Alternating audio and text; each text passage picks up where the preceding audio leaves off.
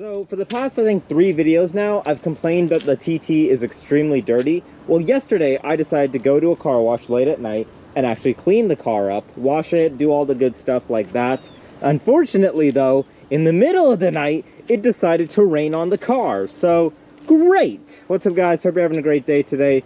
Today, we're not going to be talking about the TT much today. We're actually going to be talking about a second car.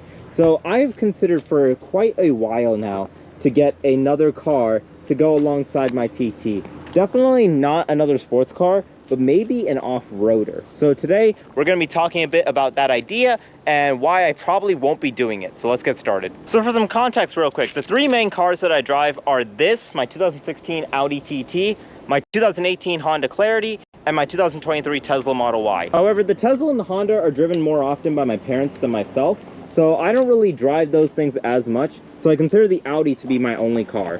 The second car that I'm looking at would be basically to serve as another car for me. So essentially, this second car would still be driven by them, but also by myself. Essentially, I would be the main driver on this car, just like I am with the TT, but they still would be able to drive it if they want to. So to pair alongside my Audi TT, I wanted to go something American. So the 3 main options that I'm considering right now are a Ford Bronco, a Ford Raptor, and a C6 Corvette. So the idea for the Bronco and the Raptor are basically that I want to start modifying the TT. So if I do some crazy mods to it, then I probably will need a daily driver to, I guess, drive every day. So something like a Bronco and a Raptor, they would serve as good dailies whilst also being able to be off-roaded. Whilst the Corvette would basically keep the TT as my daily driver, and then the Corvette would be basically the crazy car, the one I do some mods to, have some fun with, especially since there are a lot of Corvette mods out there. It's very easy to modify a Corvette versus a TT.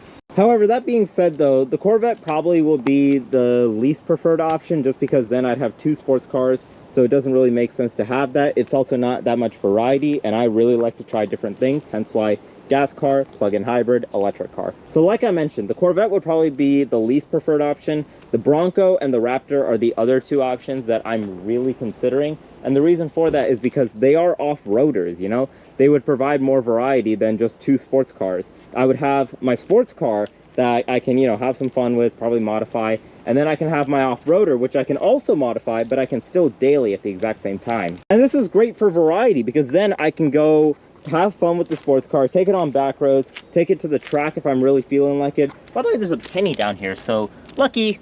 But then also with the off-roader, and by the way, this is not my Chevy Colorado. I don't know whose Colorado this is. It's just so happened to be parked next to my TT. But let's say there's a hypothetical Ford Bronco or Raptor right here. Something like that would be able to, you know, have, or it would, I could go off-roading with it, you know?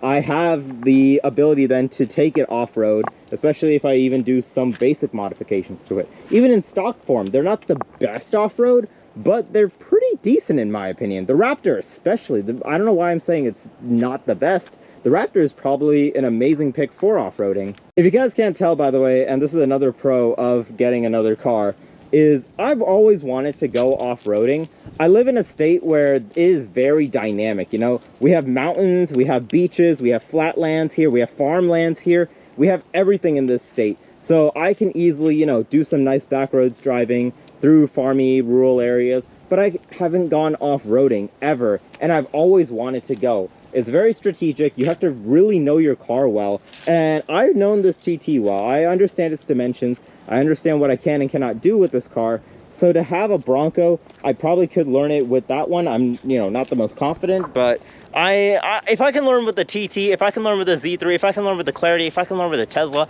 I can learn with the Bronco. That's my opinion. I mean, hopefully I'm right if I ever do end up buying a Bronco.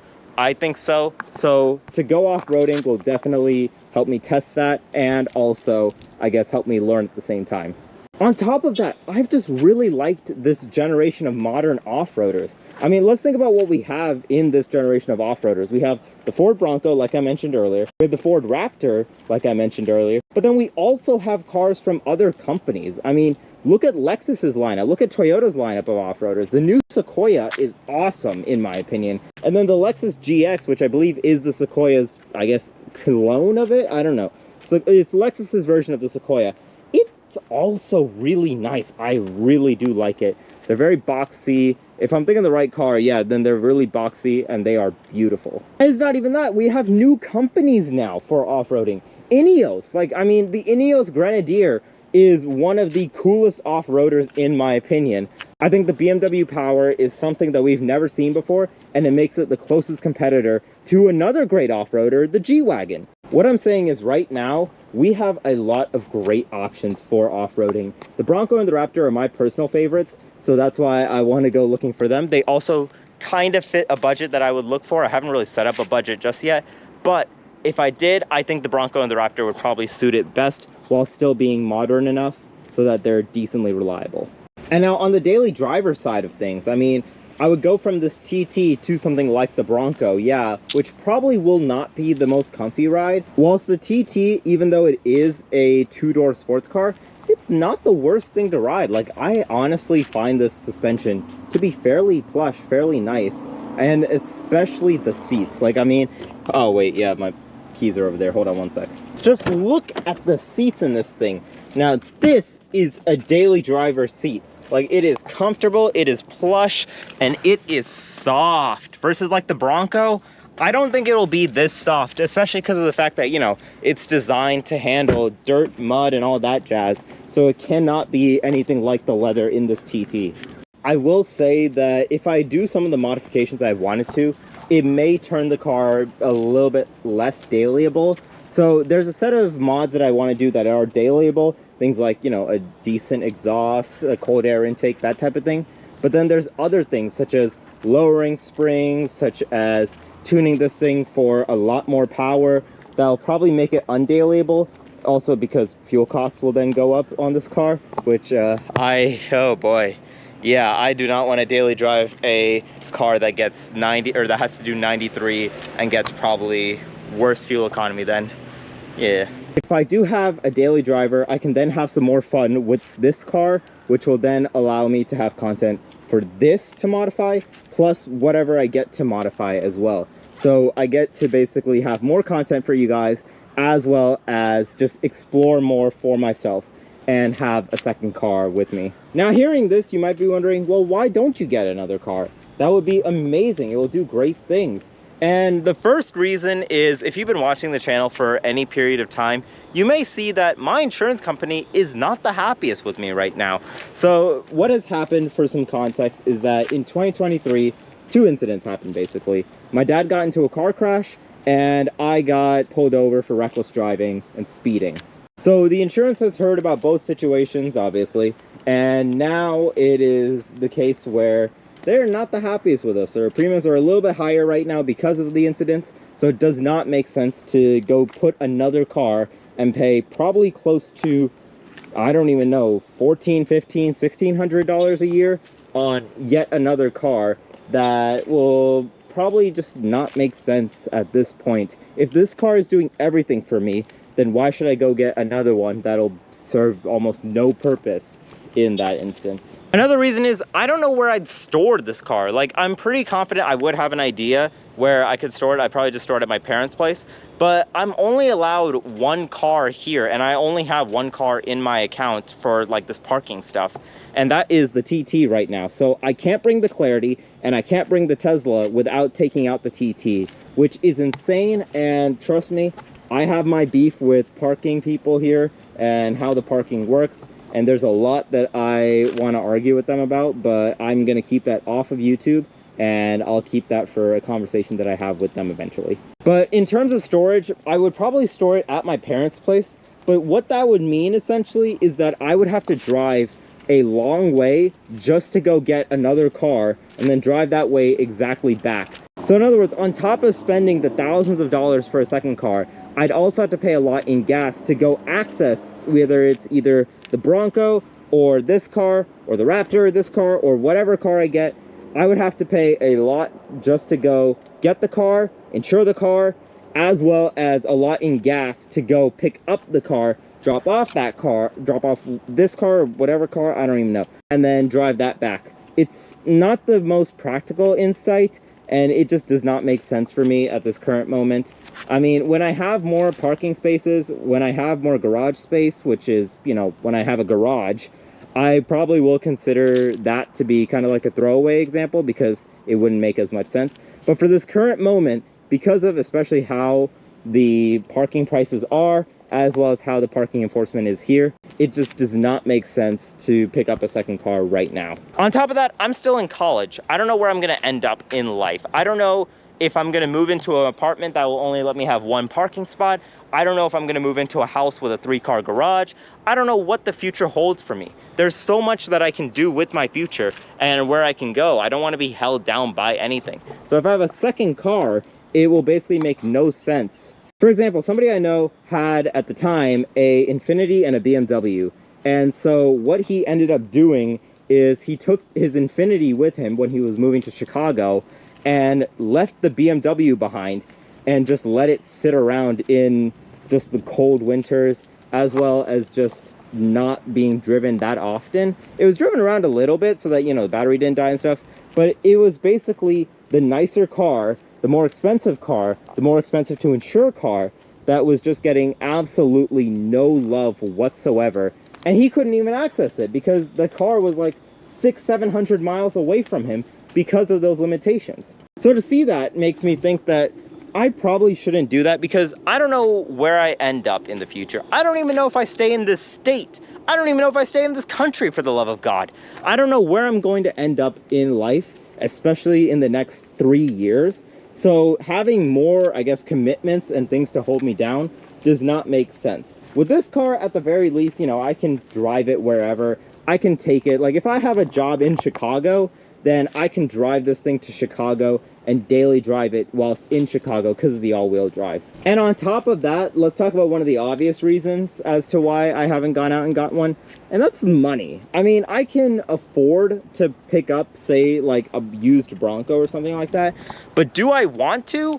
Probably not. I spoke with my financial advisor recently, and she was telling me that it's probably good to wait a little bit longer on that. Whilst, yeah, I can go out and buy a Bronco right now if I wanted to, it doesn't make sense to go out and buy a Bronco if I wanted to. I'm in a state where I can afford it, but I also want to be able to, you know, have some stability, have financial stability, not take too many risks, and still, you know, have a stable financial future and not ruin it by just wanting to go and get some shiny toy, you know?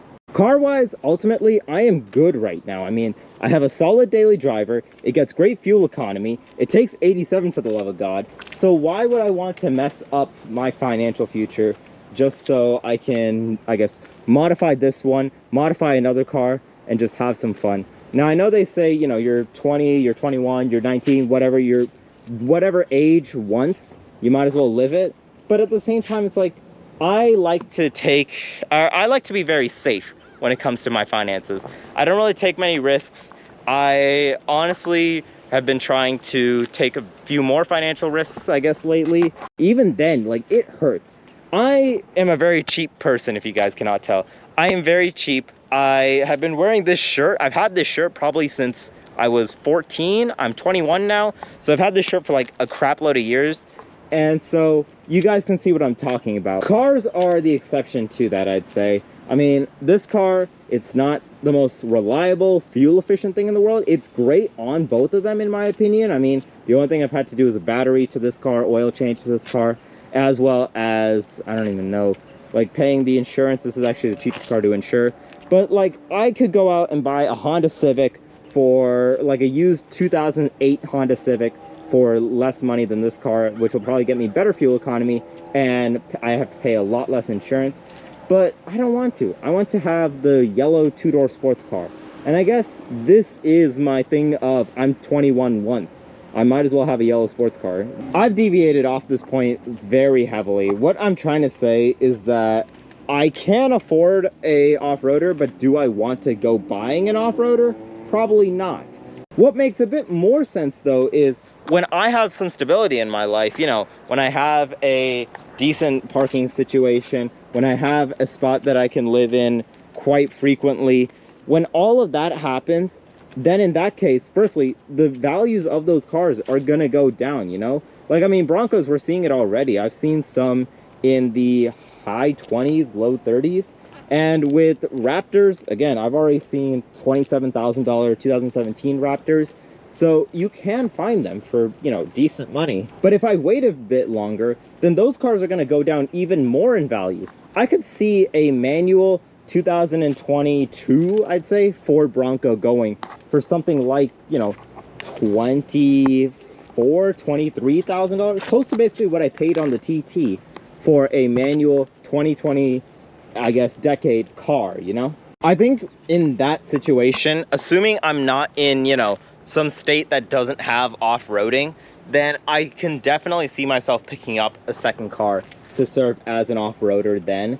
Because, I mean, I really enjoy cars. I love my cars. So it makes sense to have, I guess, two cars for me, both to serve different purposes. Because I will say this, if I have my own place and, you know, I pick up some stuff for it, like a chair, I don't know why I used a chair, a table, maybe a TV, stuff like that, that probably is not going to fit in my TT. I don't want to rent a U-Haul for it. So having the second car is great for that. I mean, I wouldn't buy a second car just so I can, you know, haul stuff around. I want to take it off-road. What I'm trying to say is, if I'm buying a car, it ain't gonna be no pavement princess.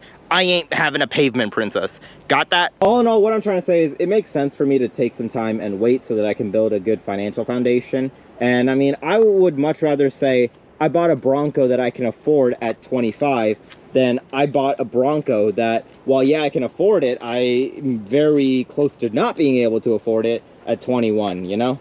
And I think on that note, today's video is in fact over. Let me know your thoughts in the comments below. Are you guys happy with just the TT right now? I guess, well, just the TT, the Tesla, and the Clarity. Let me know that in the comments below. And if you like what you're seeing, leave a subscribe. And just like that, I'm out. I'm gonna go keep enjoying the TT that I have. Peace.